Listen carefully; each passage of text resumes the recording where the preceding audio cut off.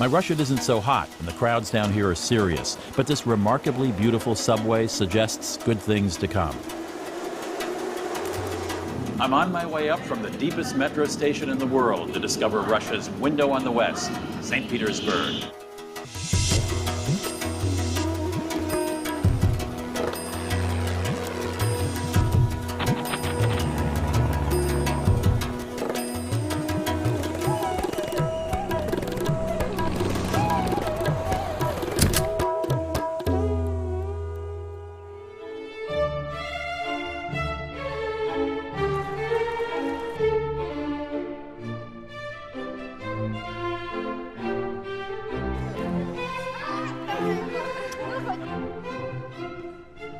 With a Russian soul and European look, St. Petersburg is and always has been Russia's young upstart and its great beauty.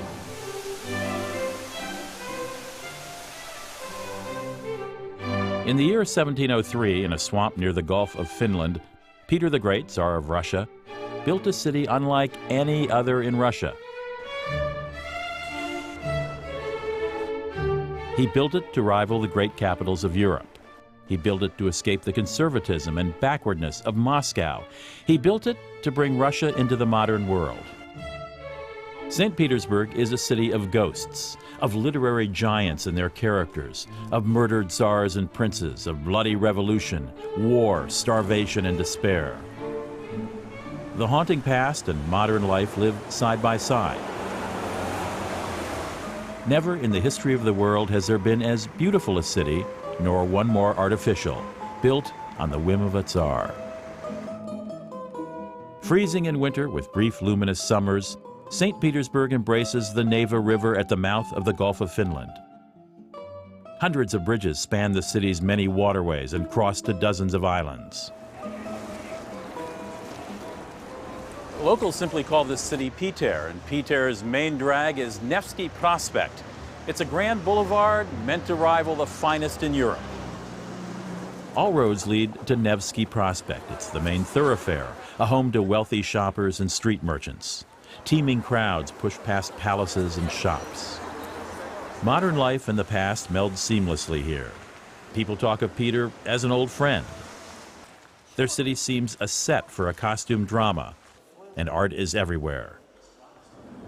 Yet contemporary life rolls on by. St. Petersburg is going places, and Peter would be pleased. Much has changed in Russia in the past decade. People can mostly say what they please and go where they please. Statues of communists have been taken down with some exceptions. Formerly forbidding government plazas are now inviting parks. Let's talk about that American concept of freedom. I was born in the Soviet Union, but I was very young, and there is almost nothing I remember from that time. But my parents were telling me a lot of things, and I know that they would never be able to imagine that life could change that much. There's still a certain image of Russia that persists. How are the people of St. Petersburg different than when you first came here in '98? Well, when you think about it, when I came back here in '98, there was still a lot of visible mafia and things of that sort. It was kind of unpleasant. But the economy has risen, and those guys have gone legit. They own security companies now.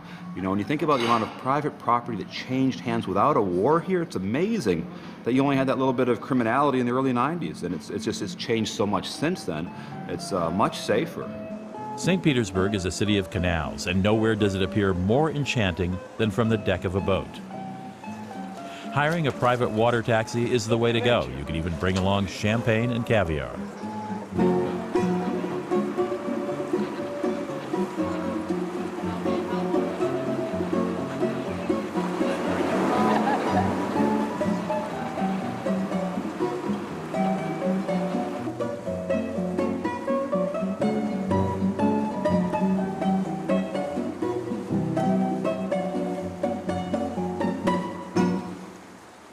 St. Petersburg is inseparable from Peter the Great, Pyotr Alexeyevich Romanov. The young prince, born in 1672, discovered a small sailboat a Dutchman had made, a boat completely unlike the flat-bottomed barges known in Russia. That little boat sparked a passion that built a city and changed Russia forever. The boat also led Peter to travel to the west, something no other Tsar had ever done except for battle. The boat inspired him to build a navy, conquer the Swedes for access to the Baltic Sea, and erect a city based on the glories he'd seen in Europe. Now, Peter didn't plan just to emulate Europe. "We need Europe for a few decades," he wrote, "then we can turn our back on her." Peter made St. Petersburg the capital and then forced reluctant nobles to relocate here. Much of St. Petersburg is steeped in the past, but the young people in this city march to a very different beat.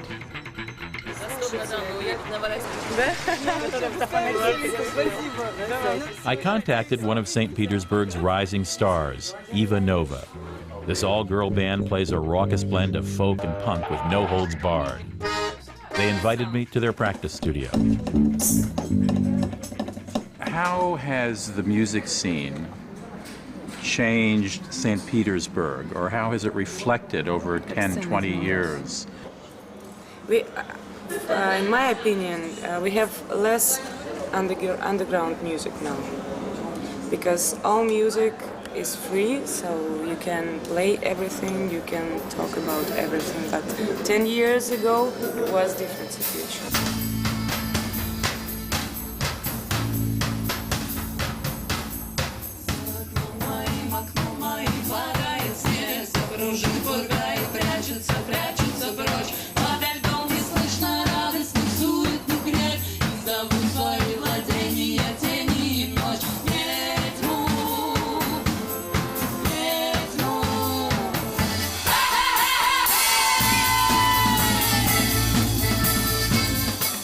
As a compromise between the KGB and rock bands in 1981, the Leningrad Rock Club was formed in an amateur theater.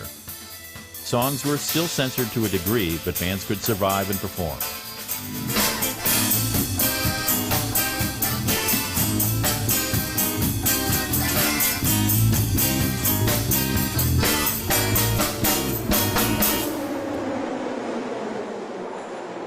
During its tenure as Leningrad, St. Petersburg suffered from poverty and neglect. But native son Vladimir Putin changed that when he became president. Pumping money into the city, he stimulated the economy and restored many a crumbling facade. But troubles persist. Russia has several dozen billionaires, but the average income remains low. Life expectancy for men is 59. One recent study showed half of young people under 29 favor strong government over civil liberties. In mid-1992, about 70% of a family's income went to pay for food. By 2005, that figure was 37%. The Kuznechny market caters to upper and middle-class families looking for fresh vegetables and specialties. One day, 2 days, 3 days. Wait a minute. Yes. This pickle's 1 day old. 1 day. 2 days, 3 days? 3 days. A Yes. day makes a difference? 5 days, 10 days. Okay, what is this? It is 1 day. So it's been marinated for 1 day. Yes. Like a cucumber. 2 day. 2 days. A little saltier cucumber. 3 days. 3 days. No, wait. Tasting more like a pickle. 5 days. 5 day. Yes.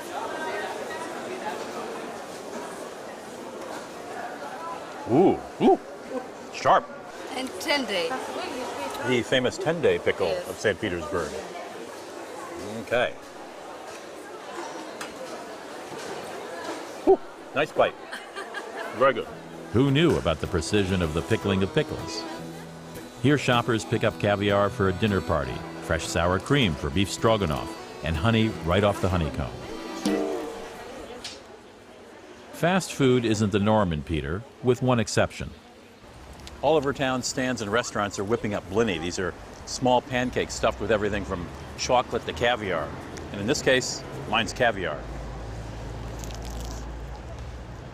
And in this case, mine's really good. Blini date to pre-Christian times when they were baked to welcome spring. People told fortunes on the dough and jealously guarded blini recipes. Gorbachev's glasnost, that period of openness in the 1980s, relaxed restrictions on religion.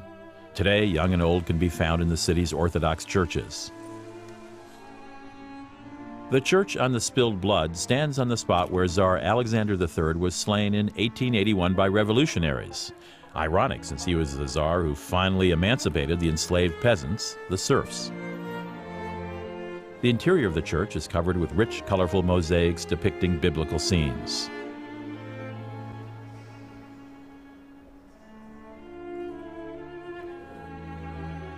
The church took 24 years to build and nearly 30 to restore.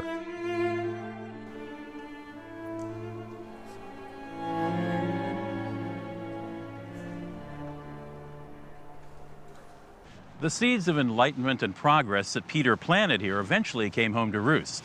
Socialist uprisings led to the Bolshevik Revolution and the end of monarchy in Russia. Nevsky Prospect leads to the Winter Palace and the expansive Dvortsovaya Ploshed, or the Palace Square. Here troops fired on protesters on Bloody Sunday, sparking the 1905 revolution.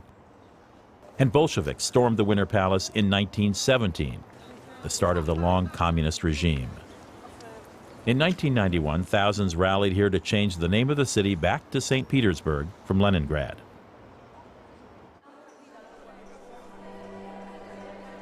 The opulence of the Winter Palace, the home of the Romanov rulers from Peter to the last Tsar Nicholas II, certainly bespeaks the great wealth of the ruling class. Here, dignitaries ascended the Jordan staircase to the staterooms where the Tsars held audience. One of the world's finest collections of art resides here in the Hermitage Museum. The Hermitage treasures are so extensive that only 1/5 of the collection can be displayed at one time. Catherine the Great, Russia's powerful progressive empress in the 18th century, collected art with a passion. The Hermitage was originally a small pavilion where she retreated for peace and where she hung her collection of art. She began her extravagant hobby with the acquisition of 225 old masters, and over time assembled the most astonishing collection of Dutch and Flemish masters anywhere. The glory of the Hermitage is the Impressionist collection. Part of it comes from art confiscated by the communists from wealthy Russian collectors. The rest comes from Germany, where the Russians had their revenge by seizing the Nazis' art. The Matisse collection is the largest in the world.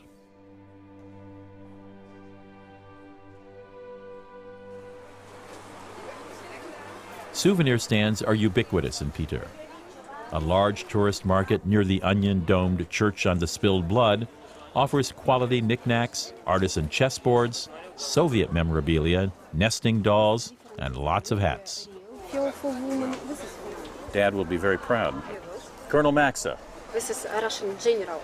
A Russian general. General Maxa. I like that even better. Ooh, finally, I have hair. Yes. Finally. Yes, it's good. Maybe this? Amber is another popular souvenir. Of all the amber deposits in the world, the largest is from the Baltic region. It represents some 80% of the world's known amber. So some people think that amber is a stone, but actually it's not the stone. It's a liquid from a tree when you cut a tree. And the drops, resin from the tree. Yeah, resin. Many years ago it drops into the sea, and Baltic Sea is very rich in amber. While the Hermitage houses some of the best European art in the world, St. Petersburg's Russian Museum preserves national treasures. Much of the art on display comes from the collections of wealthy nobles whose art was confiscated by the communists. Striking are the rooms of Russian icons, painted symbols used for Orthodox worship. Peter the Great battled against what he saw as fanatic and superstitious faith. On his return from Europe, he forced the nobles to adopt European dress and customs. A collection of paintings by a group called the Wanderers shows populist themes and realism, a rebellion against the conservative art in the mid-18th century. The painters broke with the Imperial Academy of Art, and their exhibits traveled, thus the name Wanderers. Among their themes were the peasantry and the Russian landscape.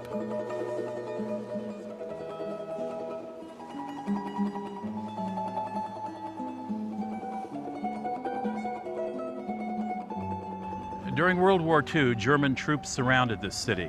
For 900 days, beginning in 1941, the citizens of Leningrad, as it was then called, heroically fought starvation and disease. The Germans looted and destroyed many palaces. People traded precious gems for bread. Nearly 1 million citizens of Leningrad died in the siege, most by starvation.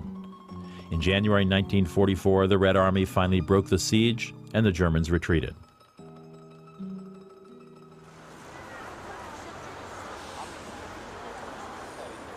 St. Petersburg has an English-language newspaper, and the hot topic seemed to be smoking. About 65% of Russian men are still doing it. The exercise craze is ultimate frisbee, and don't get a flat tire in St. Pete. It costs about 21% more to have that tire changed now than it did a year ago. I'm in a literary frame of mind this morning. So many of the Russian greats hailed from this town or came here to live and work. Dostoevsky, Gogol, Vladimir Nabokov. But for Russians, the national literary hero is Alexander Pushkin, born here in 1799. Catherine the Great commissioned the icon of this city, a statue of Peter the Great on horseback. But Pushkin immortalized it in his poem, The Bronze Horseman. The poem tells the story of a poor man whose love is lost in one of St. Petersburg's legendary floods. The hero comes to the statue to shake his fist at the city's founder, and the statue bursts into life and chases the poor man across town. In the same poem, Pushkin extols his young city this way. The Neva is clad in granite. Bridges hang poised over her waters. Her islands are covered with dark green gardens. And before the younger capital, ancient Moscow is pale like a purple-clad widow before a new empress. Pushkin's last home here is preserved as a museum. A prodigy, Pushkin found fame early, but his poems often displeased the czars, and at times he was exiled. A savage wit, bon vivant, and womanizer, Pushkin could be intensely cynical and rapturously lyrical, both at the same time. He married a beauty half his age and died in a duel with a Frenchman who openly flirted with her. The Frenchman planned to shoot Pushkin's leg, but the poet was angry. He spun quickly and was shot in the stomach. Pushkin died from his wounds on the divan in his office 3 days after the duel. All of Russia mourned him. Pushkin and his pals downed many a vodka. It's de rigueur in this town. Now, vodka translates loosely as little waters, but there's nothing watery about this stuff, and the locals say sipping is for sissies. You just knock it back. Like that.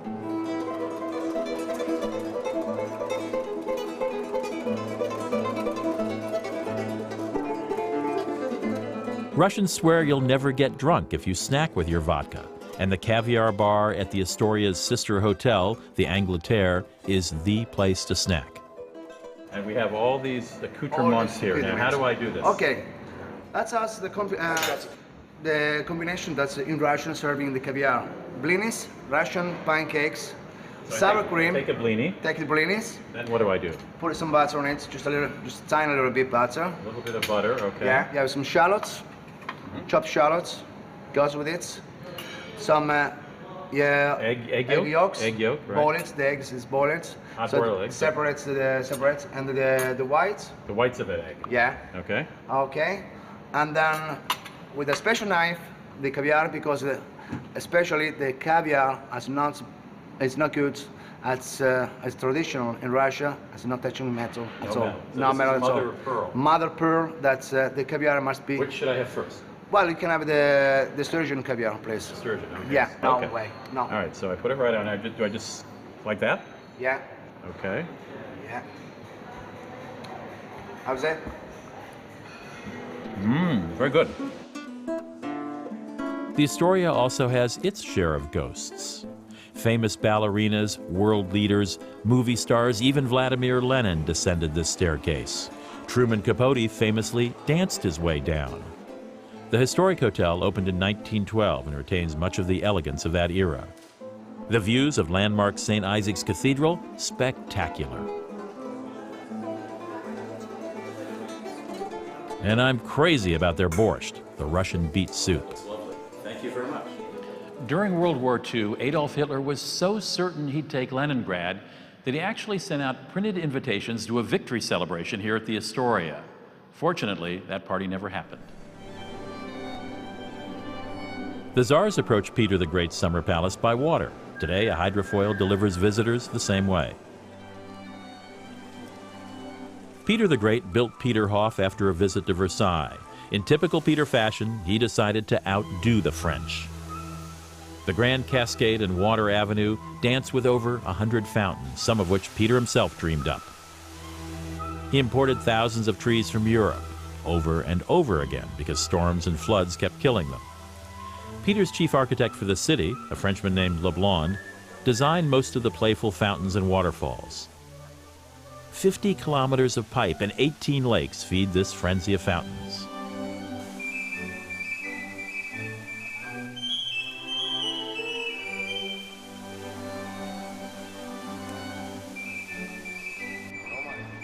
All the monuments of St. Petersburg attract just married couples and their entourage.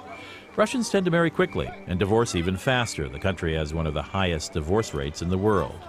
In Peter the Great's time, women were locked away from society. He changed all that, forcing St. Petersburg society to emulate the French. And women suddenly enjoyed new freedom and respect. It's dinner time at a popular St. Petersburg restaurant called simply Restaurant. And what's before me is a very typical Russian dinner. It has been for generations. You got boiled potatoes, you've got herring and sardines with raw onion. This is salted wild mushroom, again with onions. And on the wooden platter, pig fat with a stewed tomato on the side. And then, of course, there's fresh cranberry juice, which is a chaser to the obligatory vodka. But everything here is just the starter. The main course is beef stroganoff. Yes, please. Thank you very much. Spasibo. On summer evenings in St. Petersburg, people gather at the theater. Ballet and Russia are synonymous today, but that's again thanks to Peter. Ballet was introduced in Russia during Peter the Great's westernization program in the early 1700s. Ballet greats Rudolf Nureyev and Mikhail Baryshnikov trained in St. Petersburg. The Mariinsky and Alexandrinsky theaters both host ballets. And the ghosts are here too, applauding hundreds of years of performers dancing on this stage.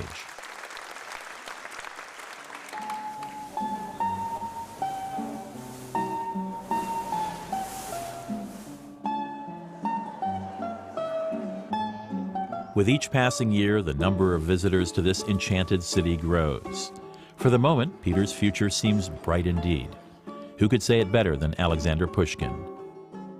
Be beautiful, city of Peter, stay as unshakable as Russia, and let no vain wrath ever trouble the eternal dream of Peter.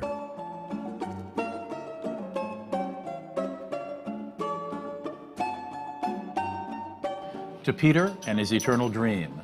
Reporting from St. Petersburg, I'm Rudy Maxa. Do svidaniya.